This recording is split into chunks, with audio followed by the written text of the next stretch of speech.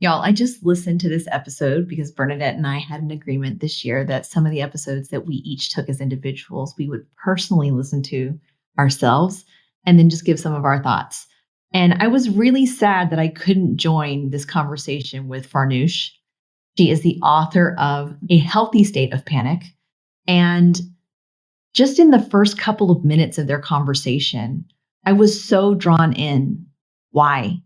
Because we all navigate our lives and crazy, audacious, ambitious things that we're trying to accomplish with fear.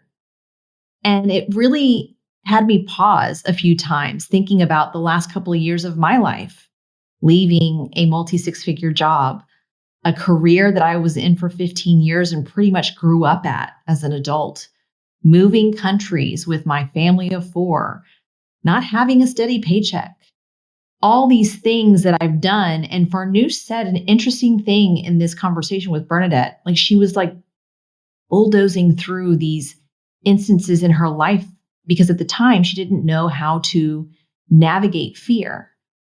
And so I'm really inspired to go pick up her book and read it more.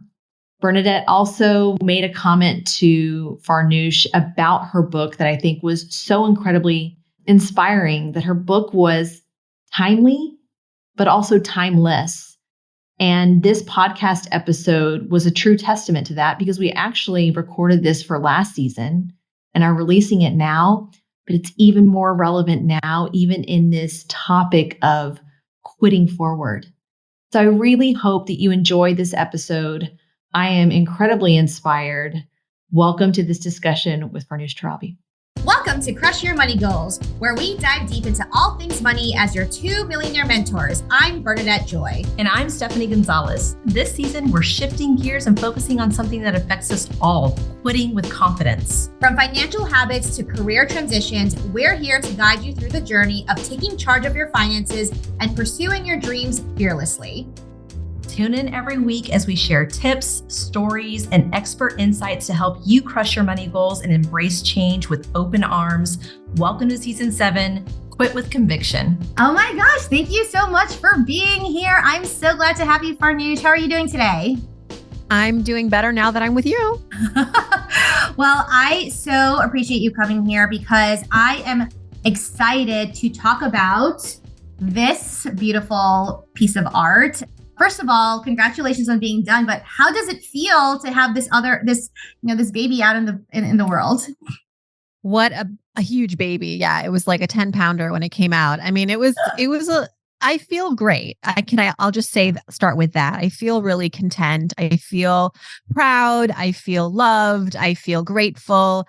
I think all the things you want to feel post book launch. And I also know that there's so much more work ahead of me, and it's on me to try to keep the message going. But it's been a wonderful celebratory time. And I'm also looking forward to being a little bit, introverted and quiet. Like I actually took a lot of time off in November. The book came out in October and I kind of didn't do much in November. I was officiating my brother's wedding. It was Thanksgiving. I'm like, I think it's important. And this is a message to anyone who's maybe, it's not about a book, but of anything else that you're aggressively launching or sharing with the world, like you have to play the long game and pace yourself and take breaks and re-energize and come back. So that is something that I've only learned now, having done this multiple times. I love that you're role modeling that, someone assumes that you have something as big as a book launch that you can't take any breaks. And so the fact that you are modeling that for other people, including myself,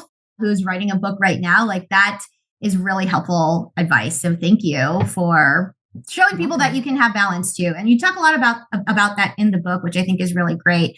So my first question would be, for anyone who has like TikTok attention span, if you could summarize why someone should read this book right now in one sentence, what would you say to them?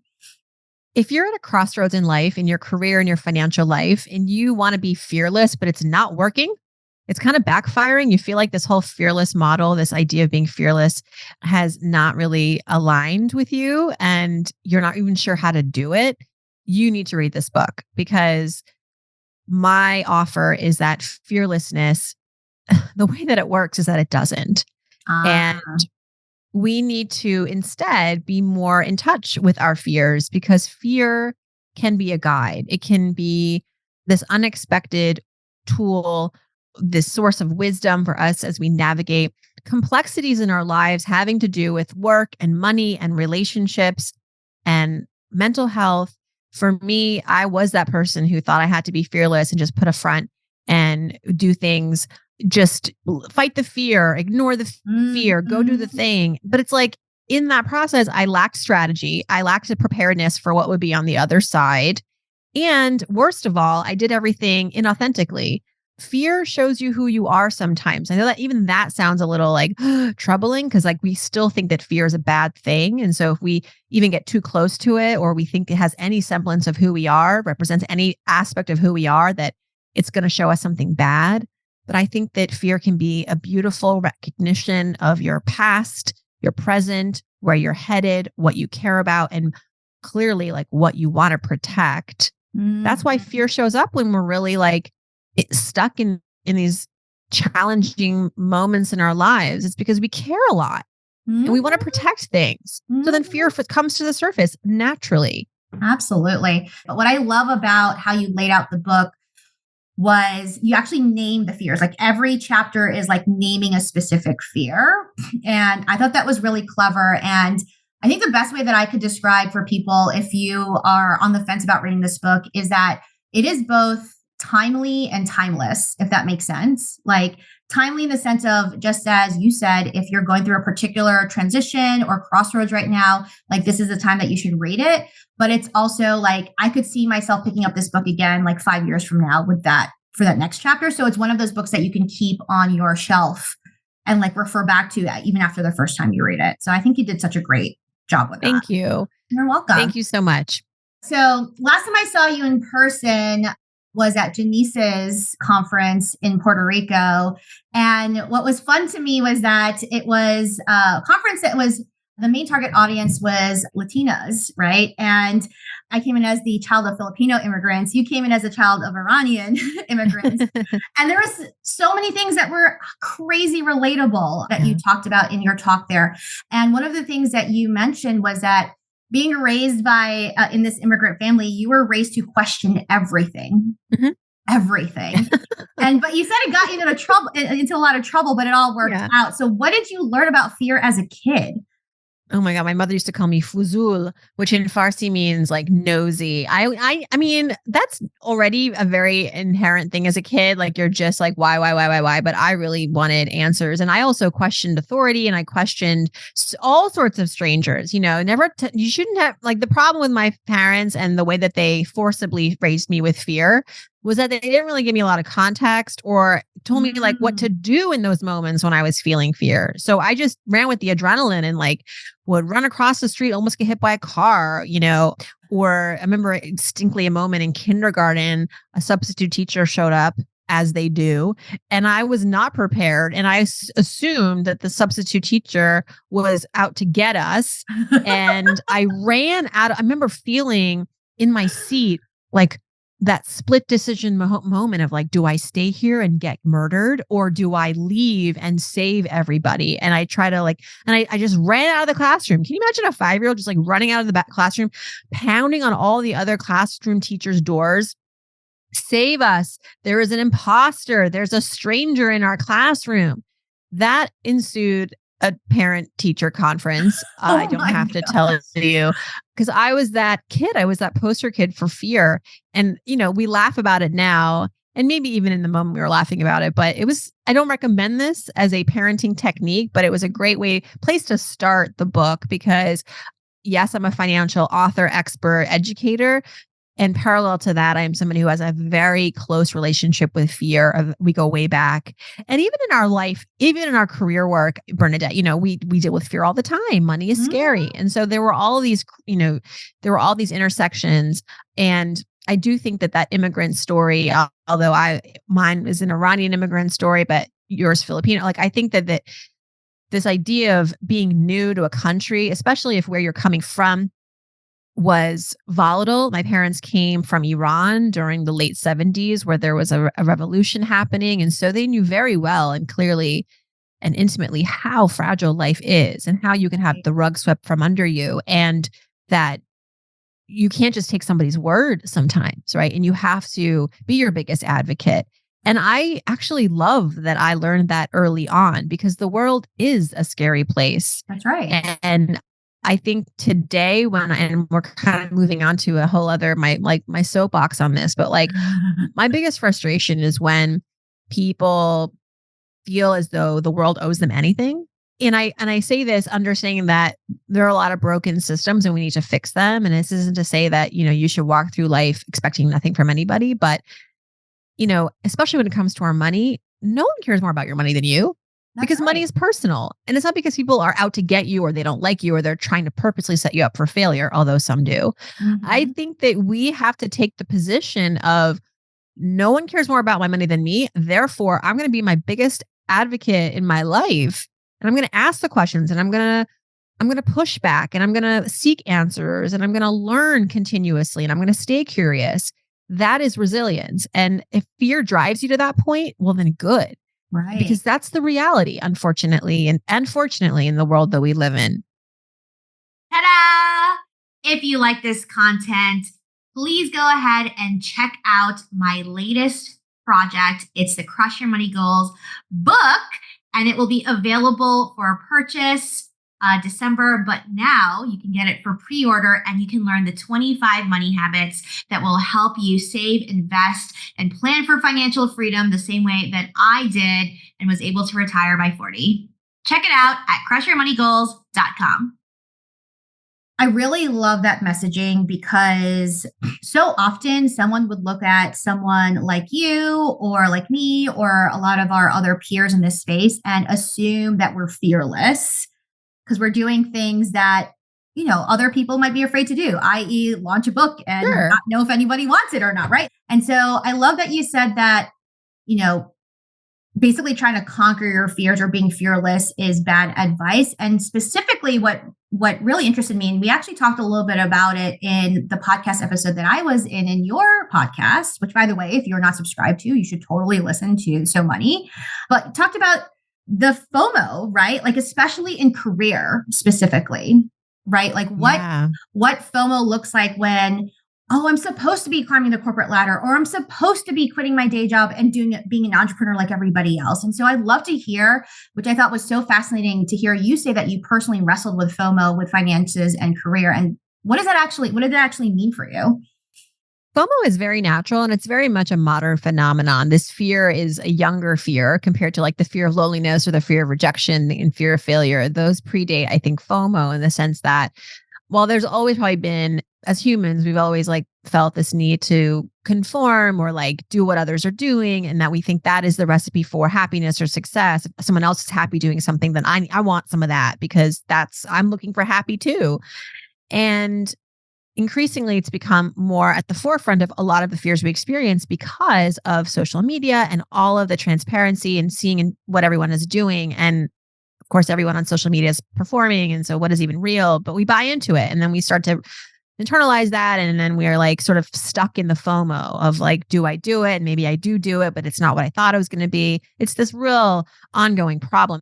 I say all this because it's universal. And I too fell into this. And it doesn't even just show up in social settings. It can show up in your career and your professional pursuits. I, for one, got to a point, I think it was around 2016, where everyone and their grandmother was starting a course, and except me. I didn't have a course, I didn't have a digital program. I was not doing the internet. I had a podcast, but I didn't feel like I was really a player in the digital space, going direct to consumer, and apparently leaving a lot of money on the table, because everybody who had a course was like 6-figure launch, 7-figure launch, passive revenue. Look at me. And I'm like, am I even the real deal anymore? I just like I started to discount all my work and authority as an author and as someone who works in the media and who gives lots of advice and has been doing this for a long time. And yet I was feeling left out of this, what seemed to be the new frontier in my thought leadership world of like everybody moving to the internet.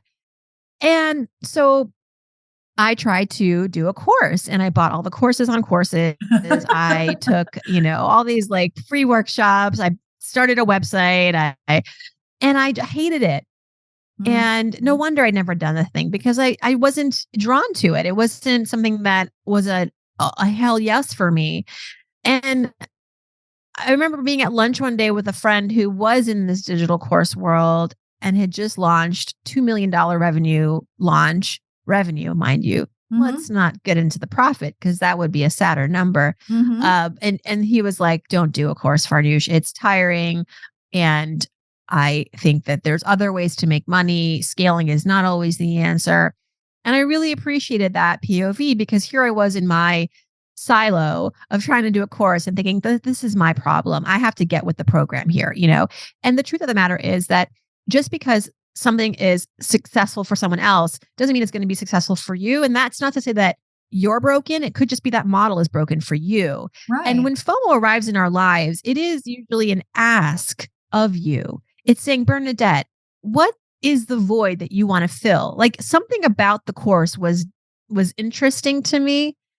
And the job is not to just go do the thing. It's not about copy pasting. It's about figuring out what is it about that execution, that project that I'm like really into. And that required a little bit of introspection. And I ultimately realized that, I love the idea of being able to go direct to consumer. I love the idea of being able to teach. I have a lot to share. I have knowledge and I want to be a part of that economy. I want to be able to be a player in that. And a lot of my business model up until that point was reactive. It was like, wait for a brand to call you to work with you. And then you make a proposal and you get a deal, get called to do a speaking engagement. And a lot of it was B2B, where I felt that I was vulnerable now. I should probably look at going direct to my audience with some offering. And that's where I sat. And that's where I was like, okay, this is where I need to strategize. It's not that I have to make a course, but I have to create something with all of these variables that I've just identified that are important to me. And for me, the answer was not this scaled thing. It was actually doing a very intimate book workshop because I had a lot to teach even then about how to write a book and market a book. I had 3 under my belt and charged a lot for it because people will pay premium, as it turns out, as opposed to $9.99 for a course. They'll pay $9,999 for a workshop where they're getting your attention. They're being introduced to people who are going to add to their network and help them, chess play their way through the maze of book publishing. And I brought that to people and I sold that and I ended up making a nice amount of money. And I did that over and over and over again. And the margins, I would argue, were wider, bigger than courses. And I mean, the FOMO was just an introduction for me to go, what do I really want here? What's the experience that I want to create for myself or the security that I want that this course thing is kind of like alluding to? But it's not that I want to go do that exact thing, but I want to create my own experience that emulates some of those wins that I want for myself.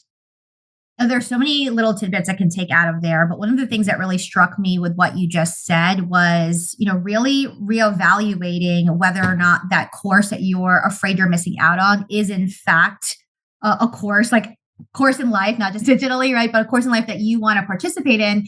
And then having the network who will be open and honest and transparent with you about whether or not that's something you want to do. And I think a lot of people struggle with that. I would say particularly with a lot of women of color who think about like, well, is this the right way for me? But I don't know anyone else who's done it before. So that's amazing that you had someone who's willing to be transparent with you. And that makes me wonder, because one of the things that you talk about, I think is in chapter 4 of your book. On the flip side of it is you also talk about the fear of exposure, right? So like, that person was vulnerable with you to say, look, I made all this money in this course, but actually behind the scenes, it wasn't that great. Right. And you talk about, you've struggled with sharing your income details in a public forum. And how are you navigating that balance between being transparent with your audience and then having boundaries for yourself?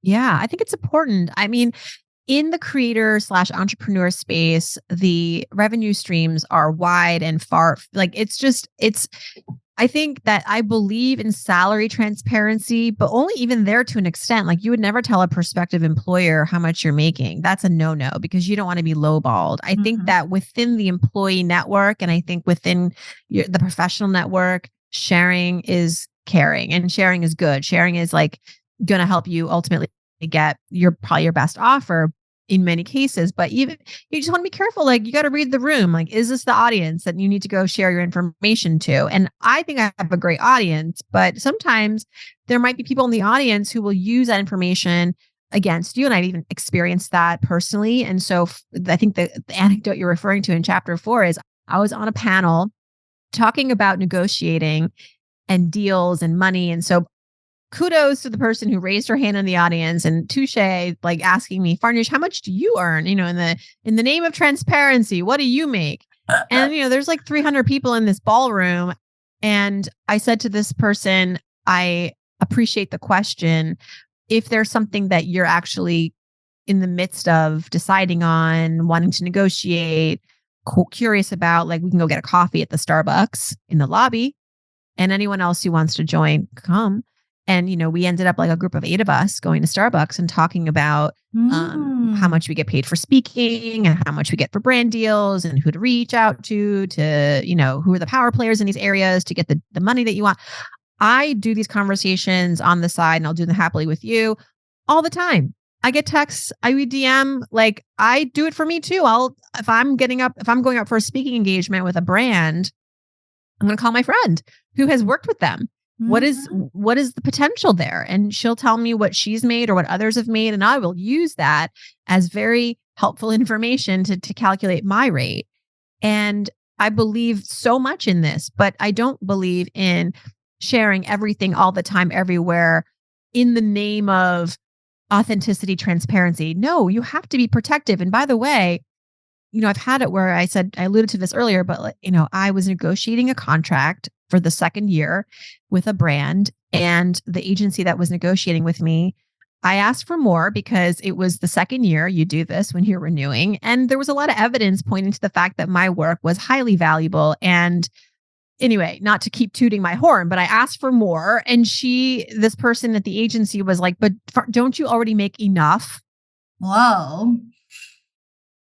Wow. That's not the right comeback, by the way. Anyone who's ever negotiating, like that is not the right comeback. And I said, I was actually working through my agent, and I went back to my agent and I said, can you please tell her? And this is like, please tell her verbatim this. And I trust that he did. He said, I told him to tell her, are you sure you want to be saying that out loud to a woman? Imagine would you tweet that? Would you tweet that? If you wouldn't say that, you know, publicly, why the heck would you say that?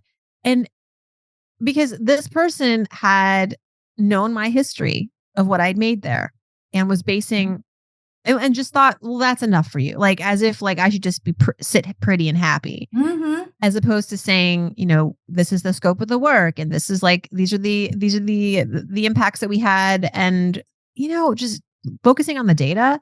So I don't trust that you can just blah blah blah blah blah blah your income all and it's not like people on, you know, in our world, they like take a screen grab of their bank statements. Like, what are you doing? That's not even safe. Do you want people to scam you? So I think that gets lost in translation. Like, yes, transparency good, but not so that it backfires on you and others. Right. I think you have to still be careful. And we do live in a world where we talk so much about the virtues of being vulnerable and transparent. And yeah, I get it, but you also have to be protective of yourself. Is that allowed? I hope so. I'm going to practice being mindful of me. Attention ladies, want to be a debt-free millionaire? I'm your co-host Stephanie, and I'm here to help you activate your hard-earned income and achieve financial independence. For being a Crush Your Money Goals listener, I invite you to book your free personal one-on-one consultation with me today and get started on your wealth building journey. Visit www.womenswealtheffect.com/free. That's www.womenswealtheffect.com/free, and take control of your financial future. Don't wait. Oh gosh, there's so many things. We could probably have an entire conversation just about this one area here, yeah. Like the blurred lines between authenticity for your audience and protecting your peace around this. And I will say, like for myself, I've had the same conversations with a lot of my own students and clients of like, I give them certain pieces of my financial picture so they can understand context, right? Right. Like, okay, well, I made X amount in this deal, but that's because I also did, these other things, like you said. And I am absolutely all for, women who are peers, right? Who are sharing information to like raise all ships. But I do think that we've definitely tipped a little too far on the end, to your point of people just like you said, doing the screen grabs and like sharing all their bank statements online.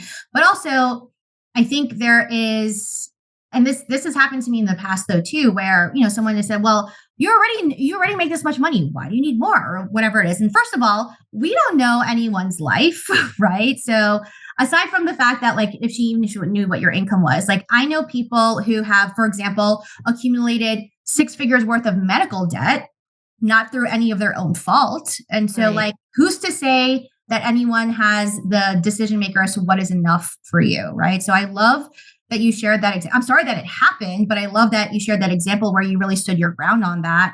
And I think that's a lesson that a lot of women really struggle with. And so I think the book is a really great illustration of that. So as we wrap up the interview here, we do a little fun thing where we ask just 3 random questions and you get to be the deliverer of your own destiny. So you just pick a number and I will count it out. So what's the first number that you want to try?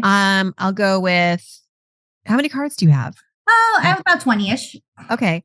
I'll pick 15. All right. So first question is, what do you do when you want to get out of your own head? This is quite relevant. Oh, I'll go for a walk.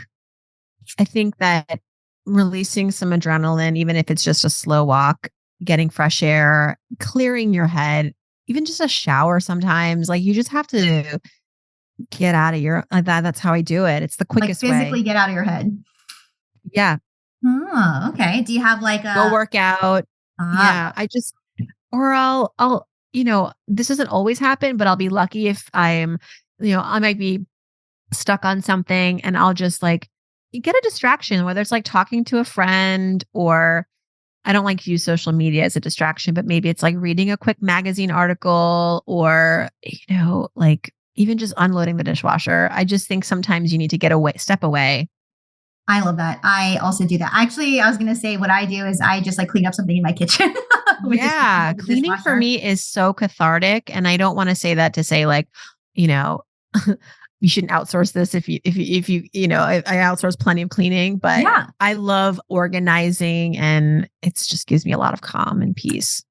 Okay. You and I are quite similar in that regard. Yeah. I just reorganize my coat closet just to like avoid worrying. So great. And then you can donate that. It's another end leg of it. You can feel good about donating. Yeah. Yeah. All right. Give me another number. Oh, 9. My son is 9. 3, 4, 5, 6, 7, 8, 9. Name something on your to-do list that never gets done. Oh my gosh.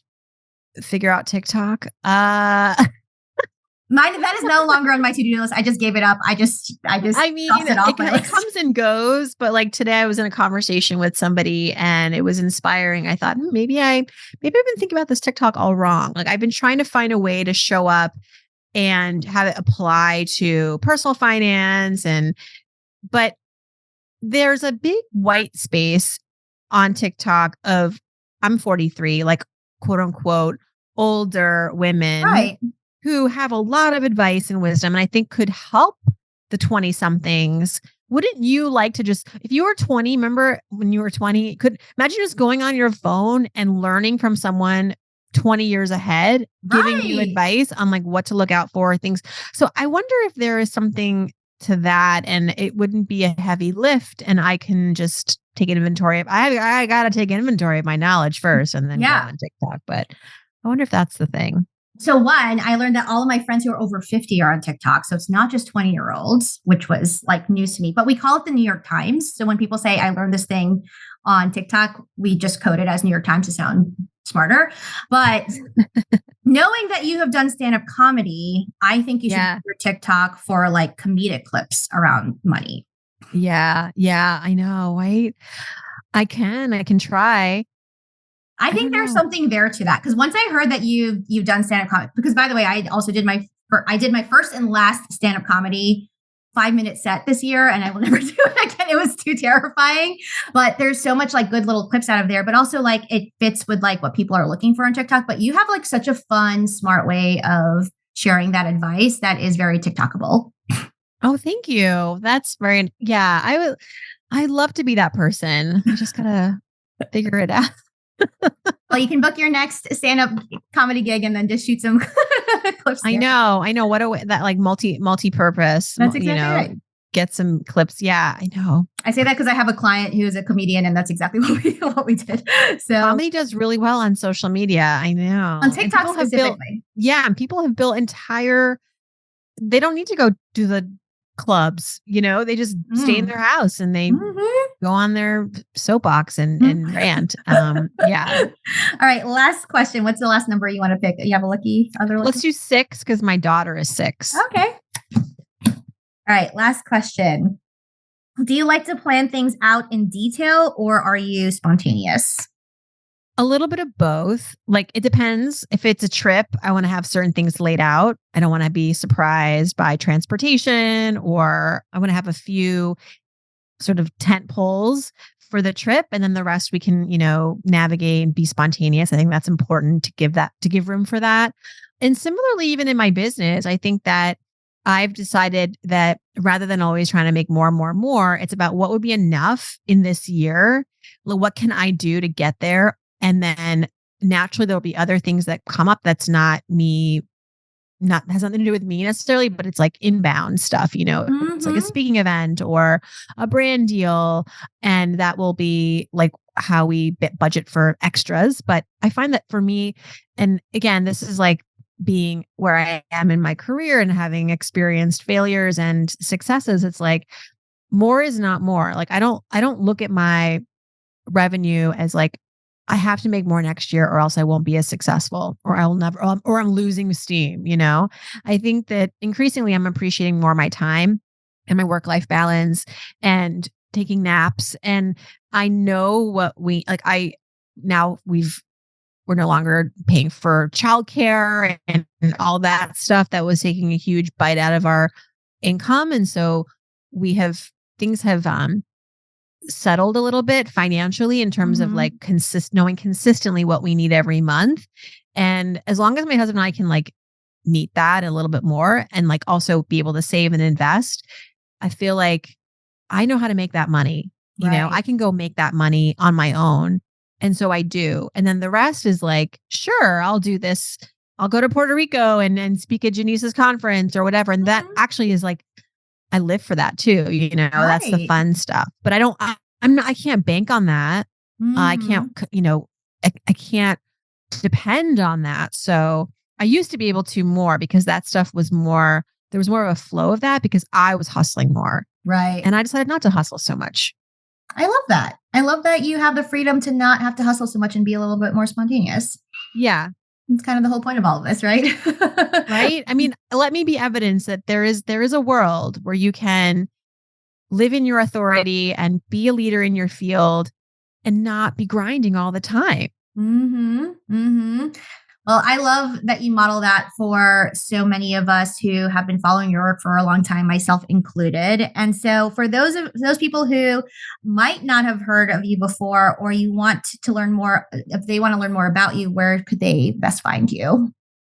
Well, I would love for you to check out the book at ahealthystateofpanic.com. My podcast is 3 days a week. It's called So Money. You can listen to it wherever you like to hear podcasts. And I love when fun DMs slide in my Instagram. Connect with me there, follow me there. I'll figure out TikTok too. But for now, I'm having a lot of fun on Instagram. So follow me there and you won't be disappointed. I love that. Well, thank you so much for taking time with me today. And I so appreciate you. And best of luck on the rest of the book launch. And for those of you who follow me and who have my free guide, the book is listed as one of the 5 books to read for 2024. And so you can also grab the link there. Have a great rest of your day, y'all. Thanks, Farnoosh. Thank you so much. Thanks for listening to this episode of the Crush Your Money Goals podcast. Please leave us a rating and review on Apple Podcasts or wherever you listen to this podcast. Your feedback helps us spread the wealth of knowledge to more women like you. And if you'd like to work with me to help you answer the important question, if I'm on track to retire, be sure to snag my free financial independence planner at womenswealtheffect.com/planner. And if you'd like to work with me to kickstart your financial freedom plan, you can grab the Cha-Ching checklist, my free guide at crushyourmoneygoals.com/free guide. See you next time.